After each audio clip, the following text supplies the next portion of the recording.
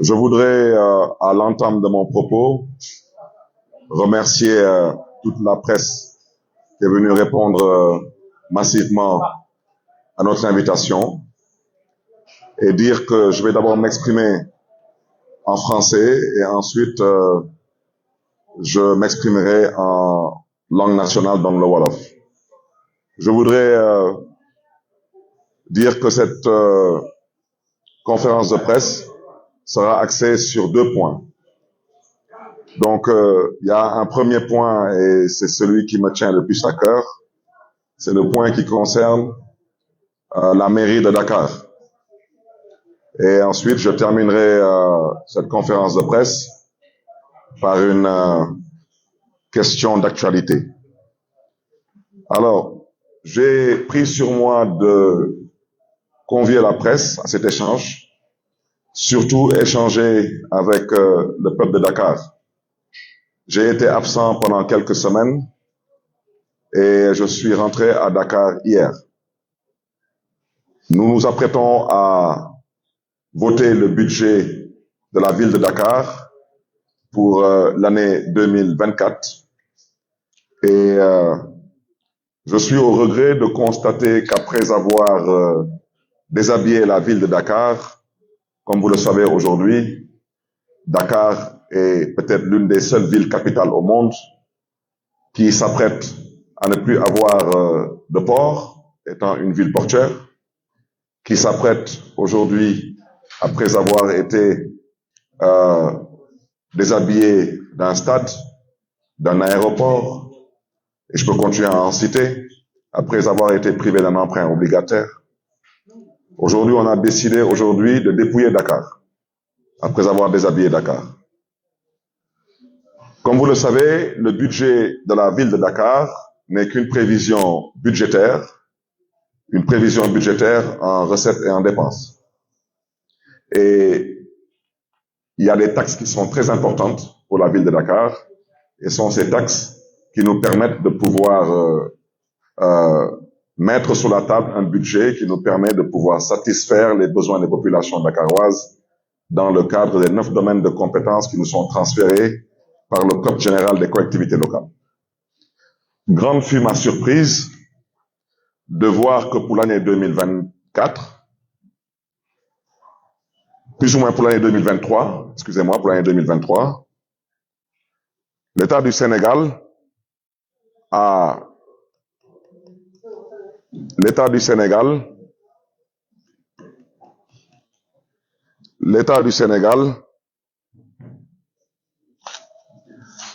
décidé, comme je l'ai dit tantôt, de dépouiller la ville de Dakar à travers une taxe qu'on appelle la CELVA. La CELVA, c'est la contribution économique locale valeur ajoutée. Je voudrais dire que l'année dernière, en 2022, la ville de Dakar a reçu la somme de 3 milliards 121 millions 21 263 francs. Cette année, pour l'année 2023, l'État décide de quitter de 3 milliards et octroyer à la ville de Dakar 55 millions 37 739 francs. Je voudrais, avant de pouvoir argumenter, dire que 95% de cette taxe, qui est la CELVA, est recouvrée dans la ville de Dakar. Comme vous le savez, quand on parle de contribution économique locale, valeur ajoutée, on parle de TVA. Et comme vous le savez, la plupart des entreprises, des commerces, des structures génératrices d'argent dans ce pays sont à Dakar. Alors, comment est-ce qu'on peut recouvrer 95% d'une taxe dans une ville qui s'appelle Dakar? Et je rappelle que cette taxe est recouvrée exclusivement par des agents de la ville de Dakar, qui sont mis à la disposition de la perception et qui sont payés par la ville de Dakar. Comment on peut accepter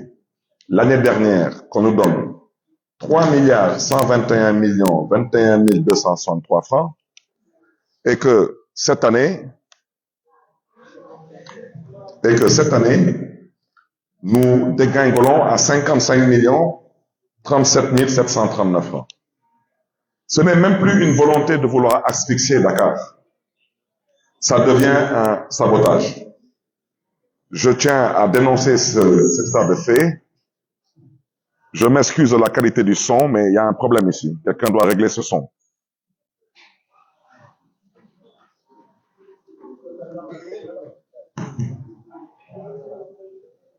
Allô? Je m'excuse. On avait quelques problèmes avec le son. Je voudrais, avec votre permission, dire que cette CELVEA, en 2019, la ville de Dakar avait reçu en 2019 4 milliards 328 millions. En 2020, la ville de Dakar a reçu 2 milliards 549 millions. Et en 2020, la ville de Dakar avait eu à tirer sur la sonnette d'alarme face à cette injustice. Ils ont cherché à se rectifier. En 2021, c'est remonté à 5 milliards 480 millions. Et comme vous le savez, c'est l'année à laquelle je suis arrivé à la tête de la municipalité. Mais comme c'est de bonne guerre, on a dégringolé cela de 5 milliards à 3 milliards 100. Et cette année, on décide de quitter de 3 milliards à 55 millions. Ce que je veux dire par là, si l'État du Sénégal ne se ressaisit pas, il faut que les gens comprennent que malheureusement, la ville de Dakar, qui avait décidé de mettre l'humain au cœur de ses urgences, de ses politiques, de ses priorités, va trouver des difficultés pour pouvoir honorer ses engagements avec les écoles de la place, ces bourses que distribue la ville de Dakar pour un montant de 3 milliards, aussi bien à l'étranger qu'au Sénégal. Si ces bourses ne sont pas supprimées, ces bourses seront significativement revues à la baisse. Donc, je voudrais m'adresser à tous ces étudiants, tous ces étudiantes, qu'ils sachent que malheureusement, ils sont au milieu d'un combat politique qui ne dit pas son nom. Je voudrais aussi m'adresser à toutes ces populations dakaroises qui se soignent grâce à ce budget de la ville de Dakar. Ici, à Dakar, comme ceux qui sont évacués à l'étranger, particulièrement au Maroc. Je voudrais aussi dire que la politique sociale de la ville de Dakar, concernant les aides sociales pour les personnes en difficulté, concernant les secours pour des événements comme les fêtes de Tabaski, de Korité, de Pâques, de Noël, et j'en passe, que tout cela, malheureusement, aura un impact sur les populations dakaroises. Je voudrais à ce titre surtout profiter de cette occasion pour interpeller directement le chef de l'État, lui dire qu'il a l'opportunité de sortir par la grande porte après l'avoir félicité de ne pas vouloir briguer un troisième mandat, comme le veut la Constitution du Sénégal, lui dire que la ville de Dakar n'a jamais été un moyen pour financer une campagne électorale. La ville de Dakar n'est pas une propriété appartenant au maire que je suis ou à la coalition à laquelle j'appartiens. Et devoir priver le peuple de Dakar de bourses, de soins de santé, que ce soit des analyses ou des évacuations sanitaires, des prises en charge, de vouloir priver la ville de Dakar de certaines de ses prérogatives, que pour combattre une ville et son maire, je trouve cela déplorable et c'est à décrier. C'est pourquoi, moins de 24 heures après mon arrivée à Dakar, j'ai pris sur moi de dénoncer cela, parce que il n'est pas question pour moi de m'adresser à des fonctionnaires. Ce qui s'est passé là n'a rien à voir avec des fonctionnaires. Je le répète et je le rappelle au besoin. Il y a 606 collectivités territoriales au Sénégal. La ville de Dakar est la seule collectivité territoriale qui est citée dans la Constitution du Sénégal comme étant la capitale du Sénégal. Donc, si nous voulons construire ce pays, on ne peut pas construire ce pays sans construire Dakar. On ne peut pas vouloir construire ce pays et vouloir dépouiller Dakar. On ne peut pas vouloir construire ce pays et vouloir déshabiller Dakar. Mais je voudrais dire à l'endroit de ceux qui sont à l'origine de cela, et rappeler aussi aux populations dakaroises que tous les projets que nous avons entamés, que ce soit la voirie urbaine. Actuellement, nous sommes en train de réhabiliter et d'extendre la voirie urbaine dans les 19 communes de la ville de Dakar. Nous sommes présentement dans les communes de Grand Yoff, de Hann Bel-Air, de la Médina, de Mermoz Sacré-Cœur. Et comme j'ai déjà dit, c'est un marché clientèle de 15 milliards 300, moyennant 5 milliards 100 par an sur 3 ans pour réhabiliter la voirie urbaine de Dakar. Je voudrais dire que notre volonté d'aménager les 65 jardins et espaces publics de la ville de Dakar, cette volonté reste intacte. Je voudrais dire que notre volonté de construire et d'aménager les terrains synthétiques dans les 19 communes de Dakar est pour preuve, avant la fin de l'année, je poserai le 20 décembre la pose de la première pierre pour le démarrage de la construction du terrain synthétique dans la commune de Cambérène. Dire que cette volonté restera intacte. Dire que le projet d'installation et d'aménagement de toilettes publiques dans les gares routières, dans les gares routières, on s'excuse parce que est-ce que quelqu'un peut se déplacer ici parce qu'il coupe le signal? Non, mais déplacez-vous s'il vous plaît, on est en pleine conférence de presse là, moi je peux pas parler en l'air. S'il vous plaît, déplacez-vous pour que je puisse avoir au moins le signal.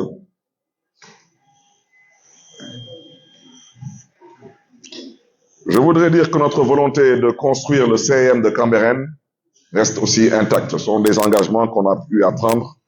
aussi bien avec le maire de Cambérène que les autorités religieuses à Cambérène.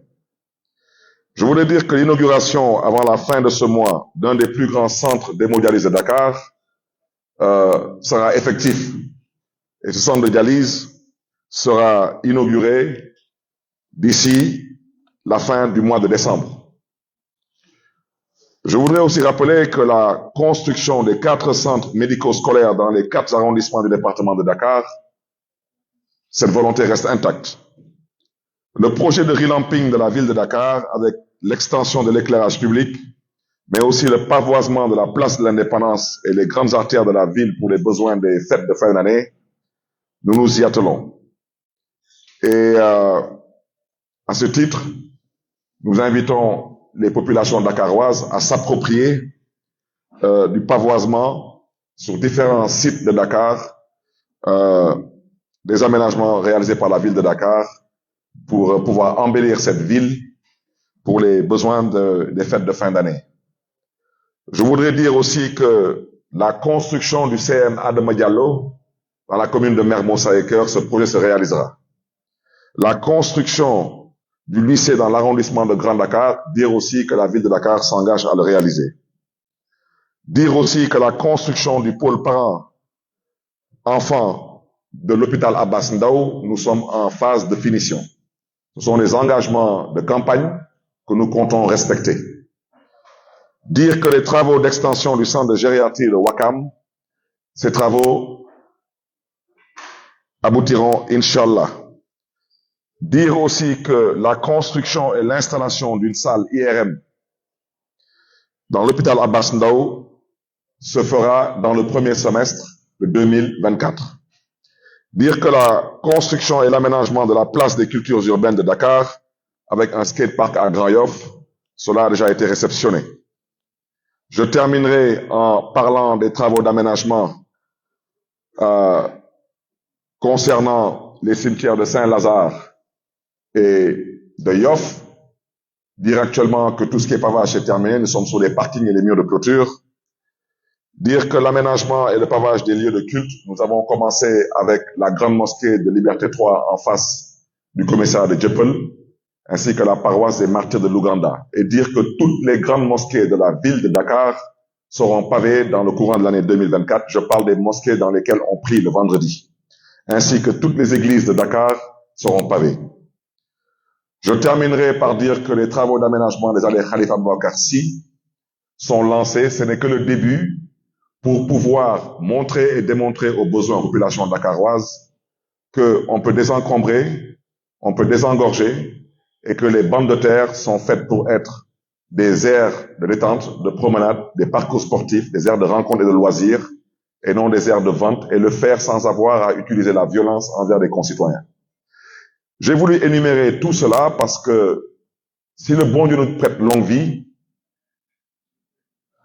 si nous terminons ce mandat, je l'ai dit, les populations dakaroises, quel que soit le bord politique, sauront qu'ils ont misé sur un conseil municipal de valeur et ils ont misé sur un maire qui croit en Dakar, qui respire Dakar et qui consomme Dakar. Mais le 17 février 2024, Inch'Allah, ça fera 2 ans que je suis à la ville de Dakar, installé officiellement par le préfet de Dakar. Nous allons, le 17 février 2024, faire une présentation à mi-parcours. J'ai énuméré tout cela pour dire à l'endroit de ceux qui ont décidé de dépouiller et de déshabiller Dakar que vous ne pouvez pas remettre en cause notre volonté de vouloir construire Dakar. Vous ne pouvez pas remettre en cause notre volonté de vouloir servir Dakar. Et je le répète, il y a des gens aujourd'hui qui veulent être président de la République. Je leur rappelle au besoin, s'ils l'ont oublié, qu'après avoir dépouillé une bonne partie du foncier de Dakar au profit d'intérêts partisans et claniques, vous êtes tous dans cette salle des Sénégalais. Ceux qui ont pu obtenir un seul terrain lors du partage de l'assiette foncière de l'aéroport, levez la main. Ceux qui ont pu obtenir un seul terrain ici, depuis 12 ans, depuis l'arrivée de ce régime, je rappelle que l'État du Sénégal ne vend pas son foncier. L'État du Sénégal attribue son foncier. Ce sont ces mêmes personnes qui sont toujours bénéficiaires de ce foncier au détriment de tous les ayants droit que nous sommes. Ce sont ces mêmes personnes qui ont privé Dakar d'un emprunt obligataire de 20 milliards. Ces gens, s'ils considèrent qu'après avoir fait tout ce qu'ils ont fait, ce qu'il leur reste maintenant, c'est de déshabiller totalement Dakar, je souhaiterais leur dire à travers ce point de presse et rassurer les Dakaroises et les Dakarois de notre volonté de continuer à construire Dakar. Je terminerai mon argumentaire sur ce premier point en disant que sur tous les projets de ville, que ces projets aient pour nom, comme j'ai déjà dit tantôt, terrain synthétique, voirie urbaine, toilettes publiques, éclairage public, et j'en passe, nous allons les atteler. Mais je suis au regret de dire que si l'État du Sénégal considère que l'adversaire s'appelle Barthélémy Diaz, j'oublie de leur rappeler au besoin peut-être que je ne suis pas candidat à l'élection présidentielle et que je ne vois pas pourquoi je dois aujourd'hui être victime de telle injustice. Je rappelle aussi que la ville de Dakar n'a jamais été un strapontin ou un tremplin ou un outil de financement de campagne électorale. On ne peut pas, sur une taxe qui s'appelle la contribution économique locale valeur ajoutée, qui a été recouvrée dans la ville de Dakar à hauteur de 95% par des agents de la ville de Dakar, que l'année dernière, on reçoive 3 milliards 100 millions et que cette année, on veut nous donner 55 millions. Ça, ce n'est plus de l'administration. Nous ne sommes plus en République et ça doit cesser. J'ai voulu le dire parce que, comme j'ai déjà dit, il faudrait que les structures sanitaires, les hôpitaux, que ce soit Dantec, qui est fermé bien sûr, Principal, FAN et j'en passe, qu'ils comprennent qu'il y aurait peut-être des changements dans notre collaboration. Les écoles privées, je pense que quand on vous dit qu'on dépense 3 milliards de bourses, c'est des milliers d'étudiants sénégalais ici et dans la diaspora qui en bénéficient. Ce ne sont pas des militants de Barthélémy Diaz ou des sympathisants de Barthélémy Diaz. Ce sont des Sénégalais tout court, des Dakarois particulièrement. Ça doit cesser cette façon de faire. Il faut qu'on revienne à la raison. Je terminerai donc ce premier point en français avec votre permission. Sur un deuxième point qui a eu à faire l'actualité, c'est le dossier judiciaire concernant Barthélémy Diaz à la Cour suprême. Me permettrez-vous de la presse de vous inviter à dépassionner cette question, parce que je voulais d'abord dire que personne ne m'a amené à la Cour suprême, c'est moi-même qui me suis conduit à la Cour suprême parce que considérant étant victime d'une injustice. Je ne reviendrai pas là-dessus. Parce que, comme je l'ai déjà dit, au Sénégal, ceux qui veulent comprendre, comprennent. Ceux qui ne veulent pas comprendre ne comprendront jamais. Et je ne suis pas là pour chercher à faire comprendre à qui que ce soit, quoi que ce soit. Je suis un citoyen sénégalais avant d'être un responsable politique et avant d'être une autorité. J'ai été victime d'une agression dans une institution de l'État il y a plus d'une décennie de cela. Je voudrais seulement d'abord déplorer que le régime actuel a eu 12 ans pour vider ce dossier, 12 ans. Mais comme par enchantement, à la veille de chaque élection, ce dossier est réactivé. Comme vous le savez, à la cour d'appel, j'ai perdu mon procès à la cour d'appel. Et comme vous le savez, j'aurais pu me limiter en première instance. J'avais été condamné en première instance dans un cadre assez particulier. Et Dieu seul sait que j'aurais pu m'en arrêter là. Mais me demander de payer à la famille d'un nervi un montant qui peut permettre à n'importe quel citoyen sénégalais d'acheter une maison aujourd'hui, c'est insulter l'intelligence des Sénégalais. Je ne vois pas comment un nervi recruté pour 15 000 francs CFA, et les nervis, vous en avez récemment aussi connu et vu. Donc je n'en parlerai pas. On me demande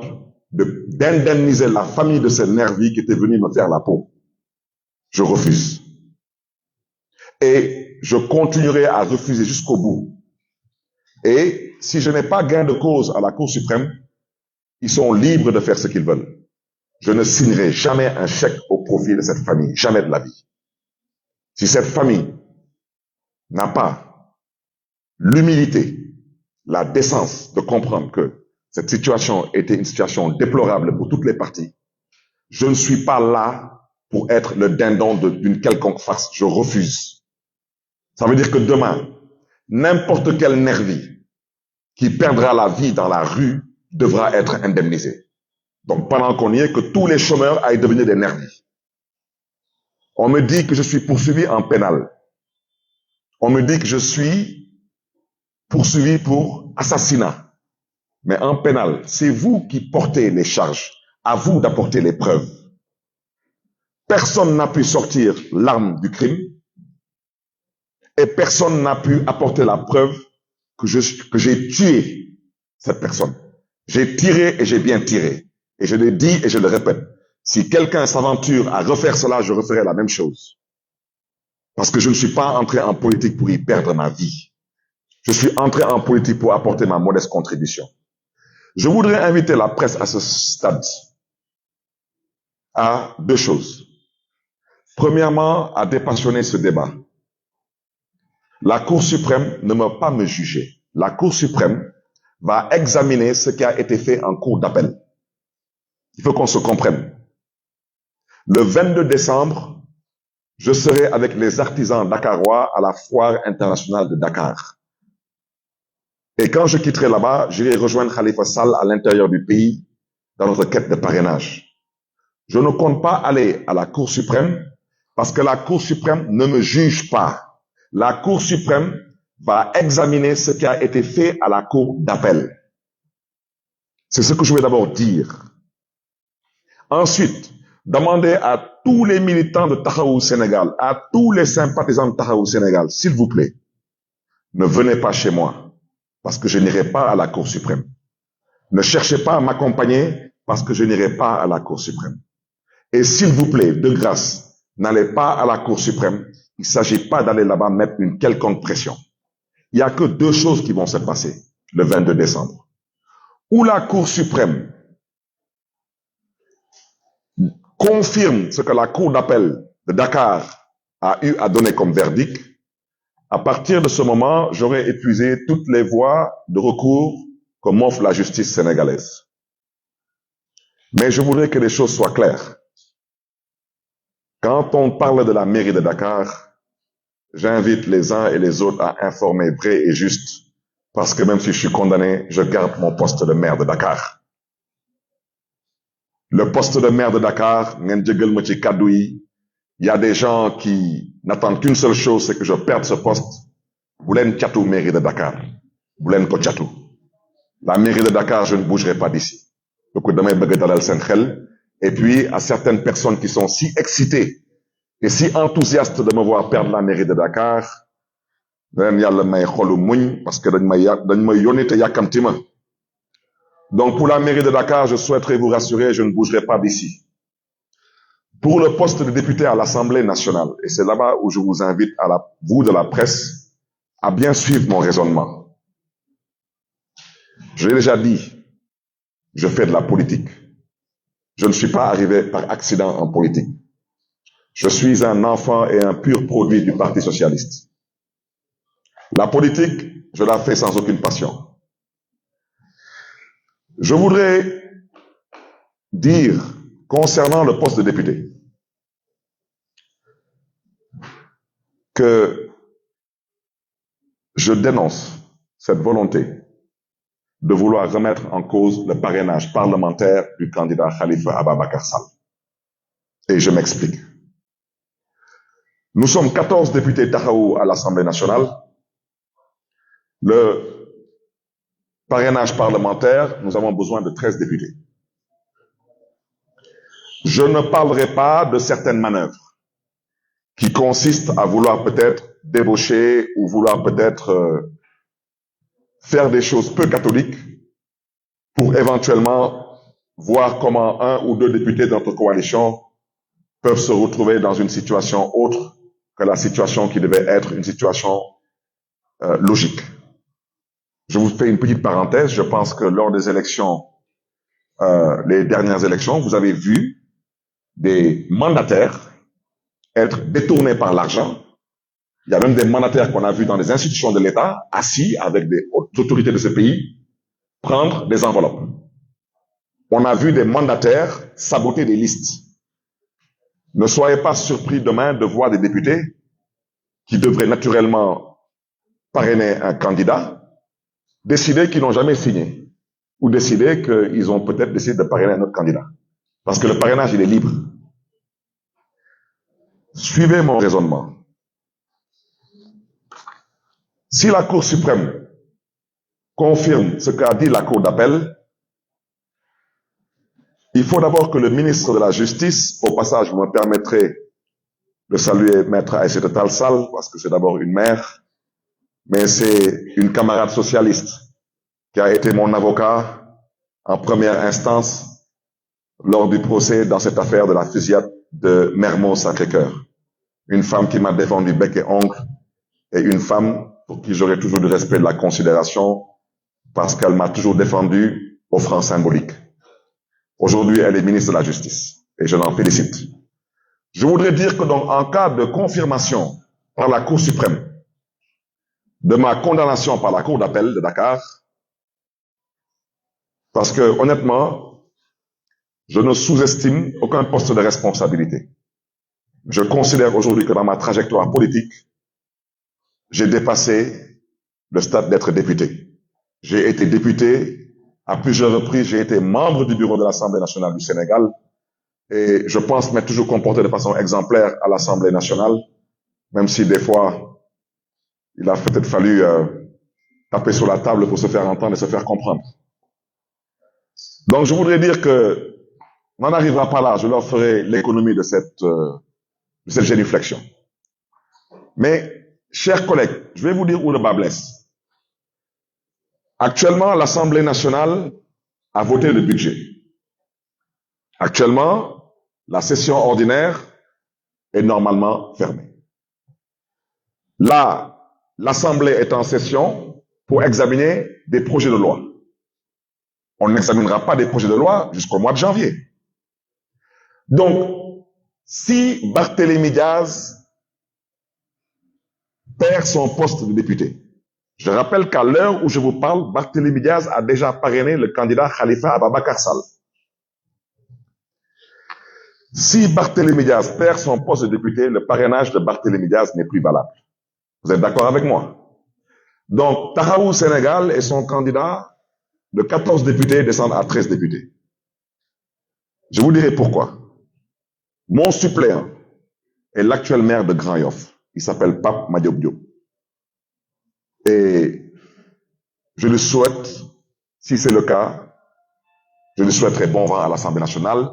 C'est un camarade, un responsable engagé et un symbole vivant de fidélité, de loyauté et d'engagement auprès du président Khalifa Ababakar Sall. Mais c'est que, chers amis, du 11 au 26 décembre, c'est le dépôt des parrainages au Conseil constitutionnel. Je vous invite à retenir les dates, s'il vous plaît. Et je répète que politique, xel mooy politique, leneen du politique. C'est la raison pour laquelle, quand des gens veulent vous induire en erreur, cherchez à les éviter. Et nous ne tomberons pas dans ce piège. Ceux qui veulent saboter le parrainage parlementaire de Taxawu au Sénégal, je leur dis dès à présent qu'on ne donnera pas ce privilège ni ce plaisir. Du 11 au 26 décembre, c'est le dépôt des parrainages au Conseil constitutionnel. Nous sommes d'accord. Du 27 au 28 décembre, c'est le tirage au sort pour définir l'ordre de traitement des dossiers de parrainage par les 7 sages. Nous sommes tous d'accord. Du 27 décembre au 12 janvier, ça sera le contrôle de la régularité des parrainages. On n'a pas dit quel genre de parrainage. Parrainage citoyen, parrainage parlementaire, parrainage des élus. Mais c'est que, chers amis, le 12 janvier, l'Assemblée nationale ne sera plus en session. Donc, si Barthélémy Dias n'est plus député, son suppléant ne peut pas être installé. Si son suppléant ne peut pas être installé, il ne peut pas parrainer Khalifa Sall. Est-ce qu'on me suit ici? Donc, je voudrais que ceux à qui je m'adresse, à qui je parle, qu'ils comprennent que quand on a commencé, nous, à faire de la politique, ils n'étaient pas encore en politique. Ce n'est pas eux qui vont creuser pour nous une tombe. Parce que nous ne sommes pas morts, nous n'avons pas envie de mourir et nous ne sommes pas encore enterrés. Et nous ne comptons pas être enterrés. Ça fait plus de 7 ans qu'on se bat pour être candidat. C'est pourquoi quand j'entends des fois des gens vouloir présenter la coalition Taxawu Sénégal sous d'autres cieux, ils me font rire. Parce que n'ayant aucune idée de ce qu'on a vécu et ce qu'on vit actuellement. Et ce n'est pas encore terminé. Jusqu'au départ de ce régime. Parce que ce régime a mis en place une stratégie depuis 12 ans. Ce régime a décidé de ne pas compétir. Leur stratégie, c'est éliminer. Pas de compétition, mais élimination. À partir du 12 janvier, contrôle de la disponibilité des 9 pièces des dossiers de candidature et distribution des cartes d'électeurs. Je ne continuerai pas. Ça ne sert à rien du tout. Je voulais seulement vous expliquer pourquoi cette convocation à cette heure-ci à la Cour suprême peut paraître être suspecte. Parce que moi, j'ai déjà, à l'heure où je vous parle, parrainé Khalifa Sall.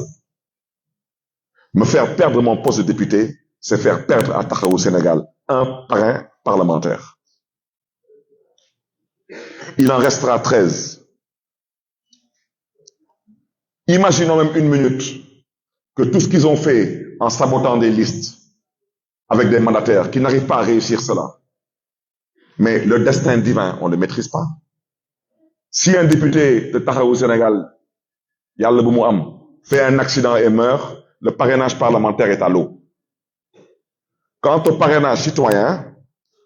je vous rappelle que du 27 au 28 décembre, c'est le tirage au sort pour définir l'ordre de traitement des dossiers de parrainage par les 7 sages. Le parrainage citoyen, je préfère ne pas en parler. Parce que j'ai déjà vu des parrains être disqualifiés. Et vous savez, je le dirai après en Wolof, mais je vais peut-être le dire en français. En politique, quand on a un certain vécu, on est toujours prudent. Je rappelle que lors de l'élection présidentielle passée, je rappelle que Khalifa Ababakar Sall était sur le fichier électoral. Je rappelle que Khalifa Ababakar Sall était éligible avec son casier judiciaire. Je rappelle que Khalifa Ababakar Sall avait déposé ses parrainages. Donc il avait bien reçu les fiches de parrainage. Il les avait déposées. Vous êtes tous là. Je rappelle que le rabat d'arrêt était suspensif. Et tout de même, ils ont trouvé un moyen pour éliminer Khalifa Sall. Donc, je les invite cette fois-ci à franchement arrêter tout cela. Parce qu'en 12 ans, vous n'avez pas voulu vider ce dossier. Aujourd'hui, le 22 décembre, à la veille des fêtes de fin d'année, on me dit que la Cour suprême va traiter ce dossier. J'espère seulement que le droit sera dit, parce que si le droit est dit, je vous donne seulement un seul exemple. J'ai été condamné, entre autres, pour détention de permis pour détention d'armes sans autorisation administrative. Et je vous ai déjà renvoyé à une décision de justice contre Ousmane Ngom, ministre de l'Intérieur d'alors, où c'était la Cour suprême qui m'avait donné raison sur le ministre de l'Intérieur en disant que le ministre de l'Intérieur n'avait pas le droit de me retirer mon port d'armes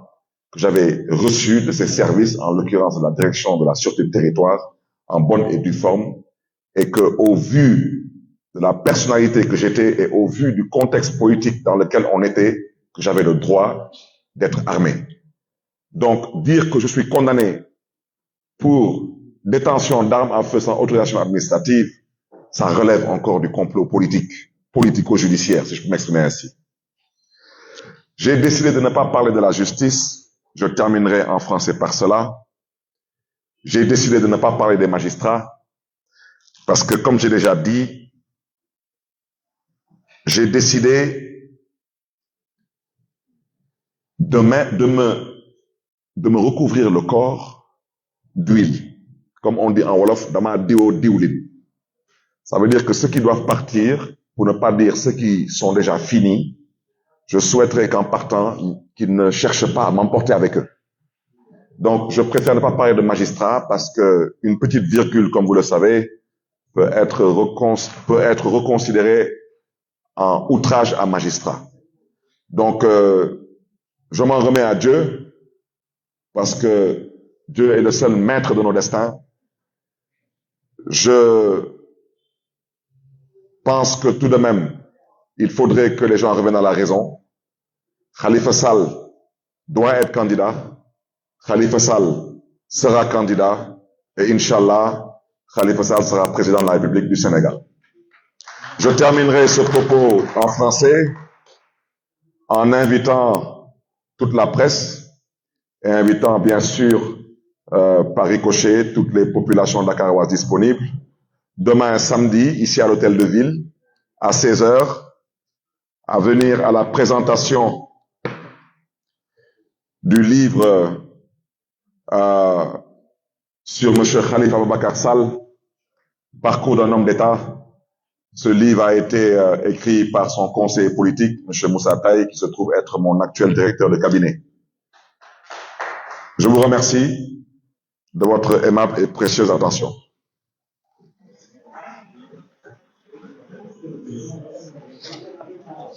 Assalamu alaikum mbokk yi ma bëggoon njëkk gërëm sant suñu mbokk yi bàyyeeku ci presse bi moo xam presse écrite moo xam presse parlée moo xam site internet yi di leen di jaajëfe bu baax a baax ci seen teewaay fii bëggoon wax ni que dama woote tey conférence de presse bi pour mën a wax ci ñaari yëf yu ma yite yàlla dafa dogal dama nekkoon bitim réew ma xawoon fa sax yàgg tuuti parce que dama fa amoon ay rencontre yàlla dogal nag ma ñibbisi démb ma ne balaa may songaat liggéey gi foog ma woote presse bi pour mën a waxtaan ak askanu Dakar d'abord ensuite waxtaan tamit ak askanu Sénégal ci ñaari yëf ci njëkk mooy mbiru mairie de Dakar di ñaawlu bu baax a baax taxawaayu état du Sénégal parce que mairie de Dakar budget bu mairie de Dakar nekkul budget bu ñuy voté ci assemblée nationale comme ay ministère ñu leen di voté seen ay budget wala ay institution ñu leen di voté seen ay budget moo xam assemblée nationale wala présidence de la république wala ay haut conseil de la république budget ville de Dakar ci gàttal yéene la ñuy am yaakaar la ñuy am que fii la ñuy jëlee ay taxes pour mën dajale taxes yooyu yëpp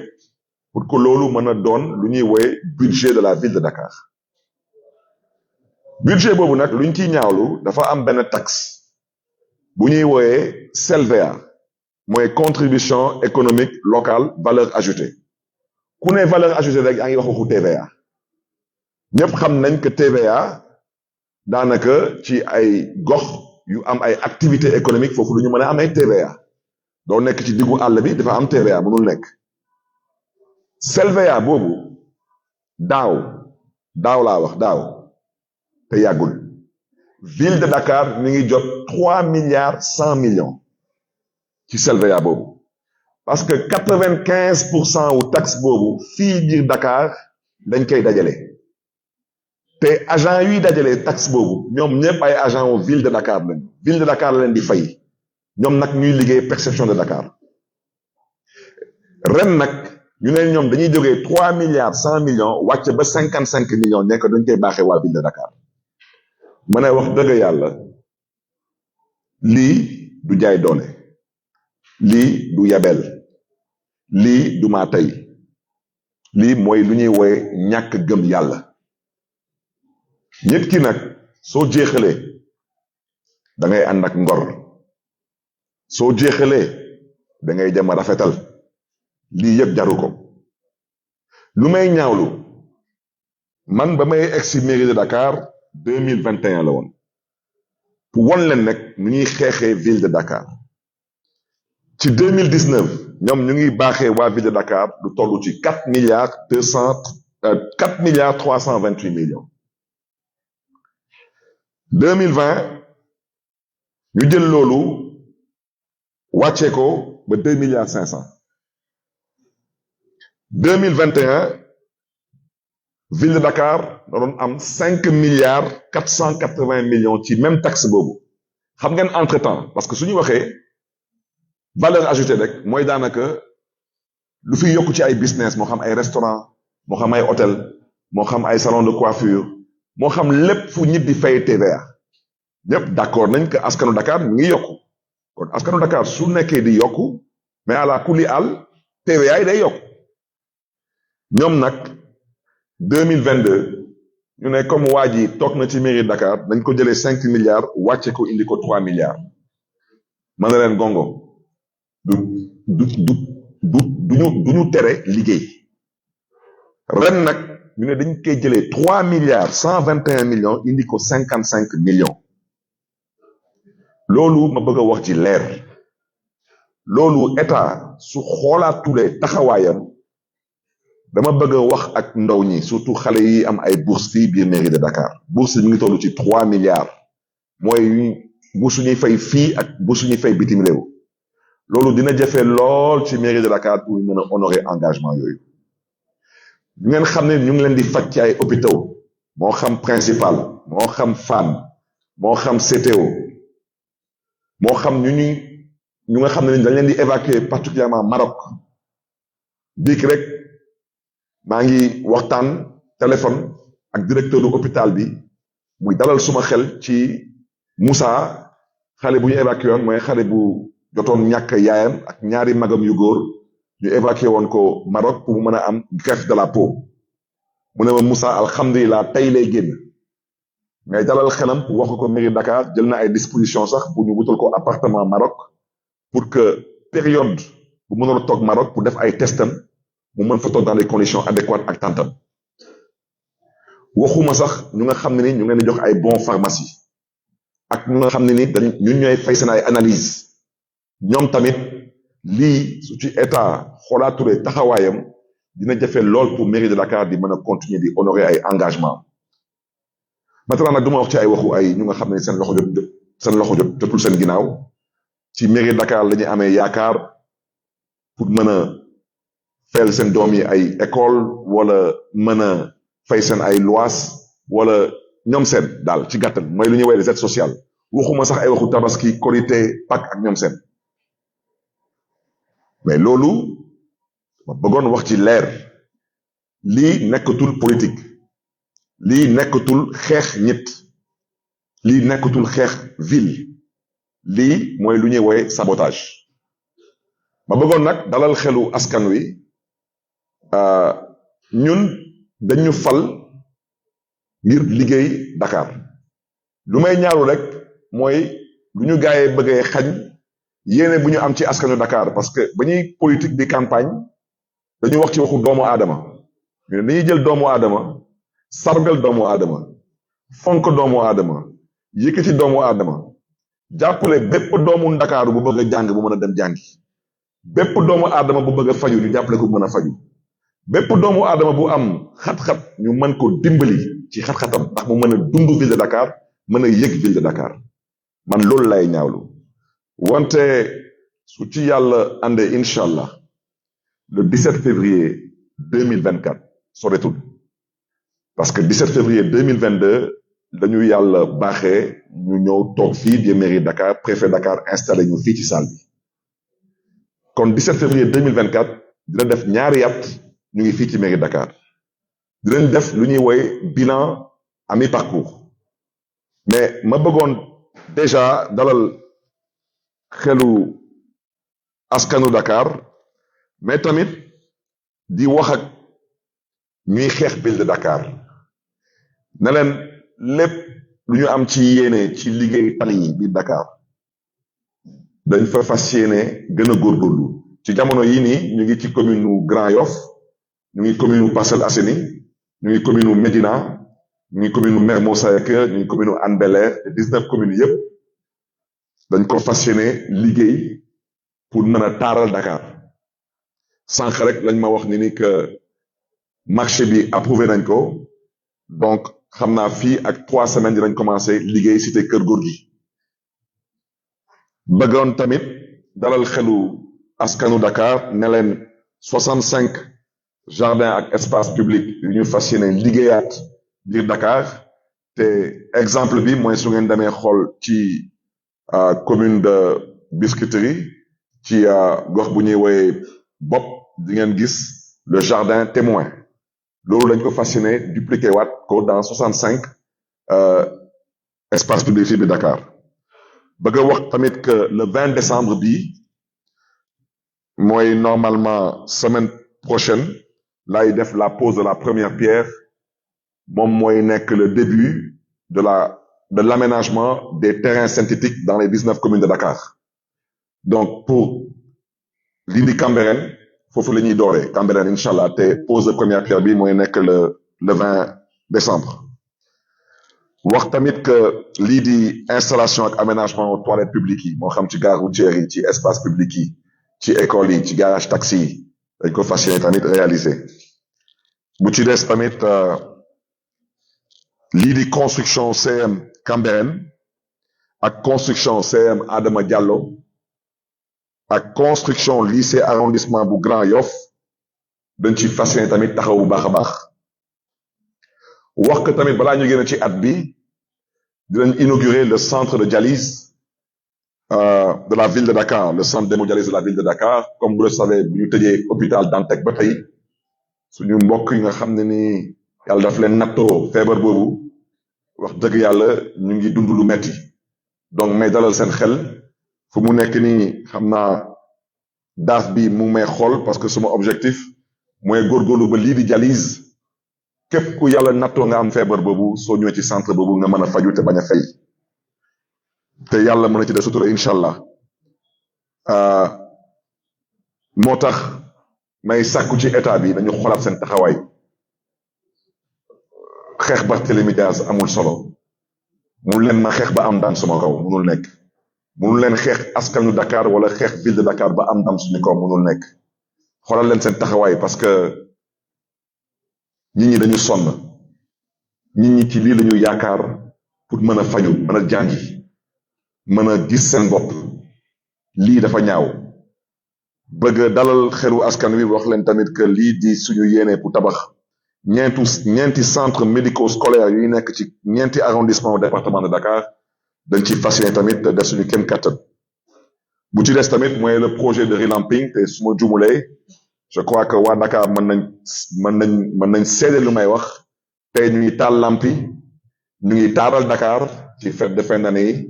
ñu ngi góorgóorlu ba Dakar mën a am melokaan bu noro doon melokaanu ville capitale bëggoon tamit wax tamit que ñu ngi waaj a réceptionné lii di le pôle mère enfant bon ñeneen ñu koy woy pôle parent enfant mais ñeneen ñu koy woy pôle mère enfant bu ñuy tabax ni actuellement ci hôpital Abass Ndao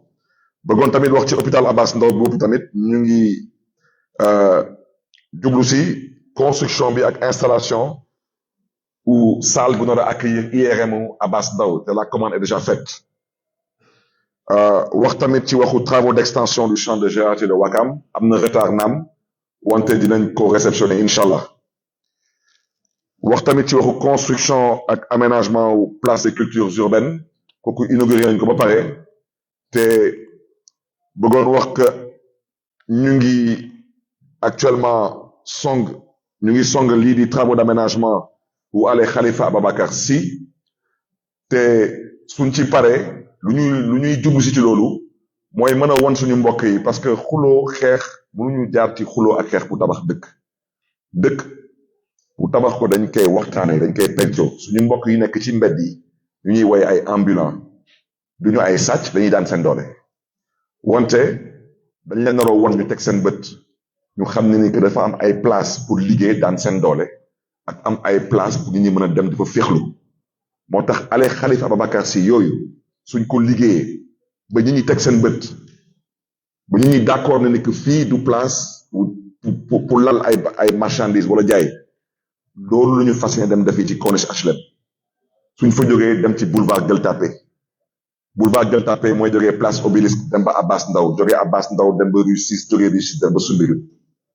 il faut que nit ñi mën a gis que dañu am yéene pour tabax dëkk bi te mën a nekk suñ fa jógee dem Parcelles Assainies jëlee ko marché Dior dem Pompier suñ fa jógee dugg Grand Yoff parce que Dakar mootul continuer am melokaan bu muy am nii Dakar du mbalit Dakar dëkk la te man damaa fas yéene ànd ak suma mbokk yu nekk ci conseil municipal toute obédience politique confondue tabax liggéey Dakar parce que bés ci bés yi damay dem ci nettali lay mujjee su ma kenn kattan rek lay jéem a def ndax ëllëg nettali bi rafet moo tax may sàkku ci mbokk yi surtout ñu nga xam ne ni ñoom la yàlla baaxee ñoom ñoo état central ñu xalaat seen taxawaay parce que ci constitution du Sénégal benn bërëb kese lañ fa lim mooy Dakar ñu ne Dakar mooy capitale du Sénégal fu may daanale nag mooy commencé nañu pavé grande mosquée wu Liberté 3 moo nekk en face commissariat Dieuppeul ak église martyr de Lougarda ma bëggoon wax que ci 2024 lépp luy juma mooy grande mosquée fu ñuy jullee les vendredis toutes les mosquées de Dakar seront pavées sans aucune exception toutes les églises et non les chapelles seront pavées te bëggoon wax que après le pavage des cimetières de Saint-Lazare et de Yoff ñu ngi song parking yi ak mur de clôture yi ñun lu ñu gëm mooy liggéey ku ñu bëgg a xeex ñu feneen wante nga may ñu affaire ñu mën a liggéeyal suñu askan ak liggéeyal suñu dëkk loolu dama koy ñaawlu parce que ma bëggoon wax ci leer mairie de Dakar kenn fas yéenewul sukkandiku ci mairie de Dakar pour financer campagne man toog naa fii mairie de Dakar nekk comme maire dem naa élection législative te ñoom xam nañ fu may waxee jëlee wuñu ko fii te campagne nañu ñun soxluñu ay milliards pour campagne ñun lu ñu soxla pour campagne yàlla baaxee nañu ko ba pare mooy oto essence ak micro jeex na te lan la élection am yàlla mooy buur ñàkk yàlla mooy buur wante norul doon excuse pour ngay xeex ba dugal ay nit yu ngeen xam ne ni seen yoon nekkul ci xeex jooju mooy askanu Dakar moo tax may sàkku ci président Macky Sall comme nee na nañ ko ñaan ci naka ci yar ak teggin ci njëkk waaw kon nag ci njëkk nag ñu delloolu Dakar moom mooy suñu 3 milliards wax dëgg yàlla 55 millions du ma ko jël parce que man je ne suis pas là pour manger du ma yelwaan lu ngeen xam ne ni loi moo ma ko jox kon nag na ko ñëpp déggee noonu kon ren suñu demee ba état teg tànkam fu mu ko teg te bañ ko fa jëlee na ko ñëpp déggee noonu ñun suñu projet dañ ci continuer di ci liggéey wante lii di ndaw ñi sax seen école lii di ñu feebar ñu noonu leen faj ak ñoom seen ku mu neex nag tamit taxaw ne man suma yoon newu ci so yoon newu ci ba bés bu nga ci am soxla te xam naa lu may wax parce que ci dëkk bi amul bés ba ma dul jóg ci dëkk bi ñit na ma maire dama bëgg a jàngi wala suma doom wala suma mbokk wala suma lii wala suma laa amul bés bu ma dul dox ci dëkk bi wala ma nekk bitim réew du ma jot message ne ma suma yaay dafa feebar suma pap suma lii wala suma laa donc képp ku fi taxaw nga ne suma yoon newu ci ndax lan parce que peut-être bokkuñu gis-gis politique wala lii wala laa su la neexee nga toog tey ne suma yoon newu ci ba ëllëg soretul moo tax na ko ñëpp déggee nu ma ko waxee parce que nag wax dëgg yàlla man mënuma xeex bu ngeen xam ne du suma xeex man lu ma mën mooy artu lu ma mën mooy yëkkati suma baat ak lu ma mën peut-être mooy sàkku ci état bi ñu dellu siwaat seen xel parce que lu ñu def Dakar tey balaa may dee may gis ay candidat ñu ne dañu bëgg a doon président du Sénégal ñoom fàtte nañu sax que lépp luñ fi tong-tongee ci suuf bi Dakar seen loxo ngi ci dañu fàtte ne que lépp lu ñu xañ Dakar pour Dakar mën a gën a développé wu seen loxo ngi ci yéen ñëpp xam ngeen parce que ngeen dégg lii di emprunt obligataire ville de Dakar 20 milliards ville de Dakar dem ba jot 20 milliards ñi taxaw fële yàq signature bi tey taxaw ne dafa bëgg a doon président du Sénégal su ko neexee wante man lu ma gëm mooy askanu Sénégal du ñu askanu mala dinañ fàttaliku démb ak bërki démb mbokk yi fu may daanale nag mooy ci deuxième point bi mooy ci dossier bu ñu woote fële ci Cour suprême ñu ne le 22 décembre dossier wu fusillade bi mooy xeex bu amoon ci mairie Mermoz Sacré-Cœur duñ ko àtte ma bëggoon leeral wax ci parce que moo tax may sàkku ci presse bi nañu xoolaat nu ñuy bind nañuy xoolaat nu ñuy présenter information bi parce que ci dëkk bi malheureusement am na ci ay mbokk yu bari seen xam-xam demeewul noonu màccul noonu ci mbiru justice donc ñoom lu ñuy dégg wala lu ñuy lire moom la ñuy gëm ma bëggoon dalal seen xel parce que article bu ñu gis ñu ne Barthélémy Dias suñ ko àttee ba daan ko ba mu ñàkk dossier bi day ñàkk mairie de Dakar am leen di ñaan ngir yàlla bu leen catu mairie de Dakar fii moom incha allah du ma fi bouger amul benn justice bu ma fi contredire amul fi benn magistrat bu ma fi contredire amul fi benn spécialiste wala analyste wala journaliste bu ma fi contredire d'abord lu ma bëggoon wax mooy cour suprême du ma àtte cour suprême day gestu lu cour d'appel wax xool est-ce que lu cour d'appel wax est-ce que ñoom aar nañ suma ak yelleef wala est-ce que dañ ko saax-saaxe loolu la cour suprême di gestu cour suprême du àtte Barthélémy Dias moo tax may sàkku ci suma xarit yi suñu militants yi suñu sympathisants yi le 22 décembre na ngeen ma dimbali rek te yàlla tax bu leen ñëw suma kër parce que fas yéene wu ma dem tribunal bu leen dem cour suprême amul solo man le 22 décembre mooy la journée de la ville de Dakar ville de Dakar ñu ngi ci foire de Dakar dama fas yéene dem sargal fa artisan yi jaajëfee artisan yi yëkkati artisan yi su ma fa jógee taal suma oto dugg ci àll bi dem fekki Khalifa Sall dem dàqi suñu wërsëg wuti ay parrainage kon nag mbokk yi na ko ñëpp déggee noonu le 22 décembre cour suprême day xool dossier bi xool lan moo jot a xew ci cour d'appel bi lu tax Barthélémy Dias jël loolu indi ko ci ñoom parce que cour suprême maa fa yóbbu suma bopp kenn yóbbuwuma cour suprême maa fa yóbbu suma bopp ne leen luñ ma àttee ci cour d'appel d'accorduma si mais fan nañu mësee gis dëkk kilifa doon maire ñu fal ko mu nekk ci institution état ñu nekkoon ci contexte la troisième mandat ku mu neex nag naagu ku mu neex naa féq wante dama ne démb rek la woon te man fàttewuma ku bëgg a fàtte nag fàtte wante ku fi juum laa wax ba dem taxaw buntu palais mais da ngay dem taxaw buntu palais yóbbu ay gànnaay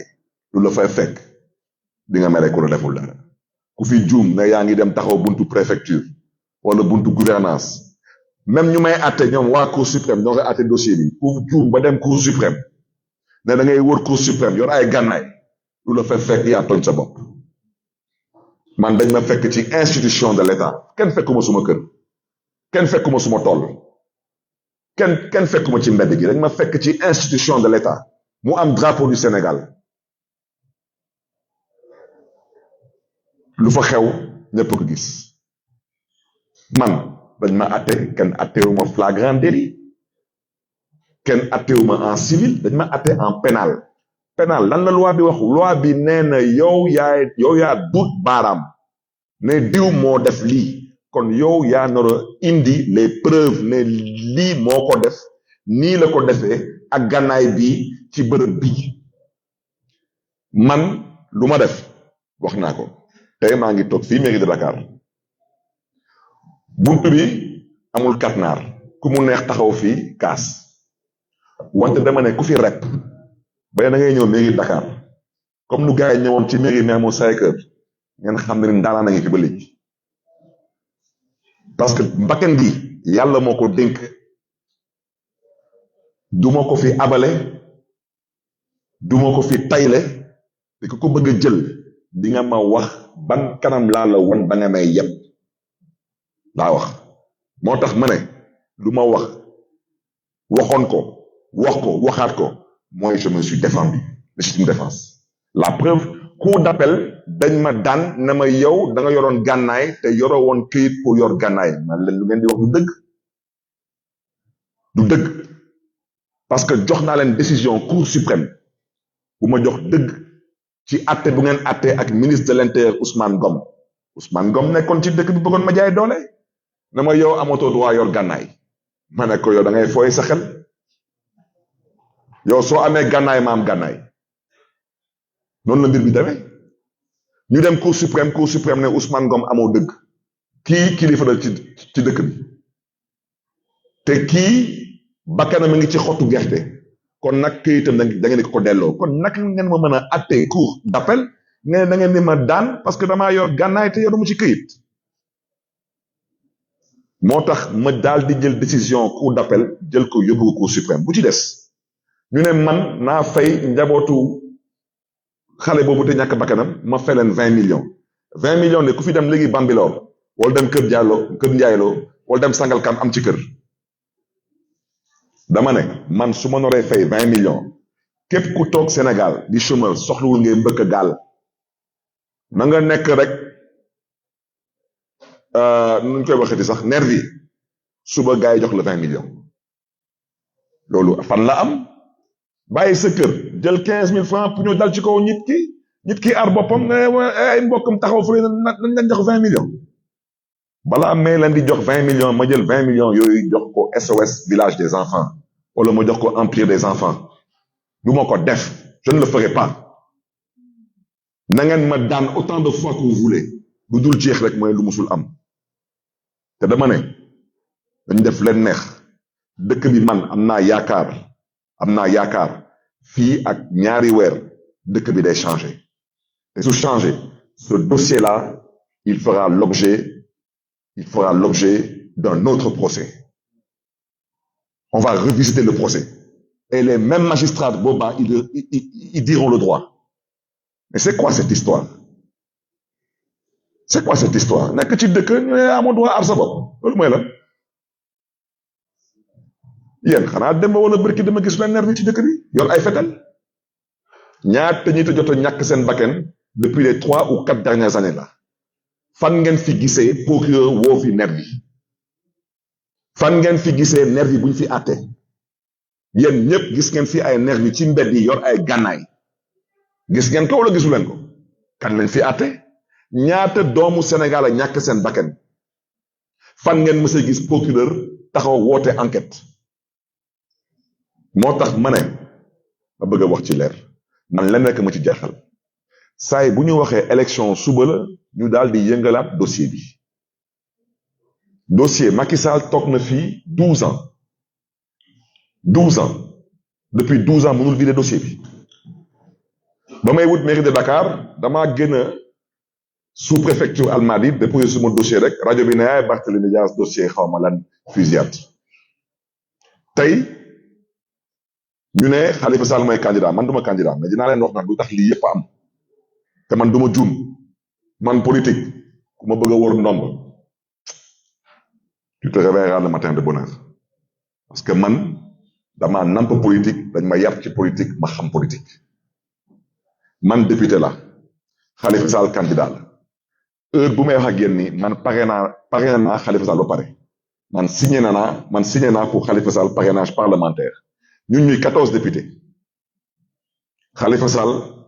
ci parrainage parlementaire boobu mu soxla ci 13 députés man mii su cour suprême taxawee ne lu cour d'appel wax moo am Barthélémy Dias amatuma benn voie de recours à moins qu'il y ait un changement de régime dans ce pays et inchallah dina am te su amee tamit am naa yaakaar que ce procès sera revisité wante balaa ñuy egg ci loolu ma bëggoon nag foofu laa bëgg presse bi bàyyi xel ci lu may wax affaire bi du waxu Barthélémy Dias man nekkuma élection présidentielle candidat te mairie de Dakar même su cour suprême confirmé lu waa cour d'appel wax man je ne bouge pas de la mairie de Dakar lenn mooy am mooy ministre de la justice au passage ma koy jaajëfee di suma tante di maître Aïssata Tall Sall di ko jaajëfee bu baax a baax parce que ci dossier bi bañ may njëkk a àtte première instance moom bokkoon na ci suma avocat yi te musuma ko fay dërëm kon nag ku la defal lu baax na nga ko ne jërëjëf tey ma ko jaajëfee parce que tey yàlla teg na ko moom mooy ministre de la justice kon nag ñu ngi koy encouragé il faut que moom mu bind président assemblée nationale ne ko am na député bu ñuy woowee Barthélémy Dias bu nekk ci assemblée bi dañ ko condamné définitivement dañu bëggoon ngeen retiré ko son poste de député ma bëggoon nag wax ji leer du ma fa egg ak ñoom parce que man xeebuma benn poste wante gëm naa ne man passé naa député comme laa gëm te ma leen di ko wax ñoom parce que waxoon naa leen ko bañ may bëgg a àtte nekk gu moon maire de Dakar ñu may bëgg a toroxal tribunal ma ne leen tey ñoo naa tribunal wante dinaa fi dellu siwaat comme maire de Dakar te noonu la mbir bi demee su leen neexee nag ñu jëlaat seen poste député wante dañ ko déggee noonu je reviendrai à l'Assemblée nationale inchallah comme président de l'Assemblée nationale yàggatul te du ma waxoontu def leen leen neex du ngeen yàlla vous n'êtes pas des envoyés de Dieu et vous n'avez une maîtrise sur le destin de personne lu tax may wax lu mu leen di wax nii yéen gis ngeen ay élection yàggul ngeen gis ay mandataire ñu leen di jënd di jël seen signature di ko foye ñoom fu mu nekk nii lu ñu mën a def pour rocci benn député wala ñaar député dinañ ko def teg ci fii yàlla rek a xam li xew suba lu tax ma leen di wax lu mu leen di wax nii parce que calendrier bi ni mu tëddee mooy ñoom le 22 décembre lu ñu woote ñoo xam est-ce que le 22 décembre la ñuy vider ou pas parce que mën nañ àtte le 22 décembre def ko délibéré pour début janvier mais du 11 au 26 décembre mooy dépôt des parrainages au conseil constitutionnel mooy du 11 au 26 décembre du 27 décembre au 28 décembre mooy tirage au sort pour définir mooy ordre traitement au dossier parrainage yi mooy juróom-ñaari sages yi ñoom ñoo koy traité wante bu ci ëpp solo dañu ne du 27 décembre au 12 janvier dañuy gestu xool parrainage yi ban mooy baax ak ban moo baaxul parrainage dañu waxuñu parrainage citoyen waxuñu parrainage parlementaire waxuñu parrainage élu dañu ne parrainage kese ñoom ñoo koy gestu waaw maintenant yéen cour suprême su waxee lu cour d'appel def baax na ñoom dañ koy confirmer xam ngeen Barthélémy Dias nekkatul député kon Barthélémy Dias su nekkatul député lu mu parrainé woon Khalifa Sall baaxutul mais c'est que Assemblée nationale bu nekkati en session pour mën a installer suma suppléant xaw ma est-ce que xam ngeen fi may waxee am déet parce que man ba may tuut tànk dafa doon ping pong ma bëggoon lool ping pong wante man kenn du ma ping pong man damay ping pong mais duñu ma ping pong moo tax ma ne gaañ yi fu ñu jëm ñun nañu góorgóorlu ba gën a diwoo diwlin parce que dañuy fooye ñoom seen xel lu tax ma leen di wax lu mu leen di wax nii Khalifa Sall bañ koy galgal Khalifa Sall dafa bokkoon ci fichier électoral en bonne et due forme turam nekkoon ci Khalifa Sall bañ koy galgal dafa déposé woon ay parrainage am lépp mët man maa àndoon ak dem si yàlla Idrissa Diallo ak ñoom Babacar Thioye Ba ñu dem déposé conseil constitutionnel jël suñu ay parrainage lépp baax